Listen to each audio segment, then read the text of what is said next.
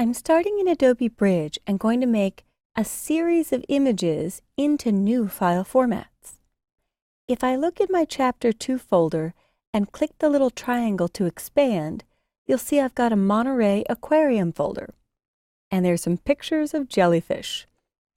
What I'd like to do is take the raw camera JPEGs and put them into Photoshop format so that I can make edits. I'm going to use some of these for backgrounds for a brochure that I'm working on. At the same time, the person I'm working with wants to view these, and I don't want to eat up their inbox or use some online service to send them the big original files because they're just proofing. They don't need my high-res data. So I want to make small emailable versions of these to compress and attach. So what I'll do is click the first image, shift-click the last image, and Photoshop has an automation tool called the Image Processor. And Bridge, which I launched through File, Browse in Bridge in Photoshop, hooks me into the Image Processor. It's a script that's basically written for you. So under my Tools menu and Photoshop, I'm going to run the Image Processor with the images I want to convert to a new format selected. Now I'm going to select my desktop and make a finished folder for my final new converted images. So when I hit the radio button in step 2 and choose Select Folder, I'll go to my desktop and make a new folder. On Windows, your new folder will be at the top. I always say it's the sparkly folder. And I'll name this folder Finished. And open. I want to make 2 files at once. With the JPEGs, I want them small enough that they can be emailed, so I typically shoot for a quality between 6 and 8. I'll go with 6 for this one. And I'll resize it to a smaller size that's just big enough for most people to get a decent look at the image. 800, and I'll press Tab, 600. Now when I'm finished with this, I usually add _ SM, S as in Sam, M as in Mary, for small, so I know that they are not the camera original JPEG. I had saved as TIFF earlier today, but I don't need TIFFs in this case. Sometimes I use the image processor to take all my layered Photoshop files and deliver flattened TIFFs to the print shop because they don't need the layers, the files are all finished, and it will save on file size for uploading for their FTP, their File Transfer Protocol, the web upload service that they use.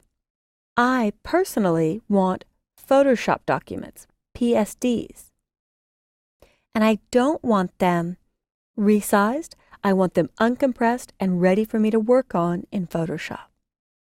So when I hit Run, it's whipping through all of these, and it happens so fast.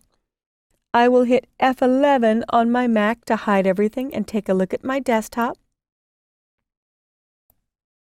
And inside here, I have a JPEG folder where the images are super tiny, 65K, 77K. In fact, I could zip this right now by right-clicking and compressing it. And it's 300K, super small and efficient.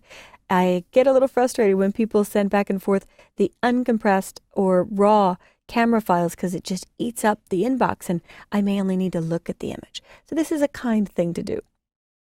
Now the Photoshop files, if I expand to see their file size, all between 6 and 7 megs, some close to 8. But to make sure I don't confuse these with the ones that came from my consumer class camera, I'm going to come back to Bridge, come back to my Finished folder, and into the JPEG folder, and select All again. Edit, select All. And then I'll choose Tools, Batch Rename, but I'll keep the current file name, and I'll leave the case, and I'll attach new text of _SM for small. And here's what each file will get. So when I hit rename, they're done, and I don't confuse them with the untouched original images from the camera. As a final note, if I don't remember what camera I owned at the time, or I want to see what camera model it is, in the metadata, metadata means extra data about the file stored in the file, you can scroll down and often see the device that it came from. So I'm going to expand everything. I could see that I took it because I attached the metadata when I captured the image.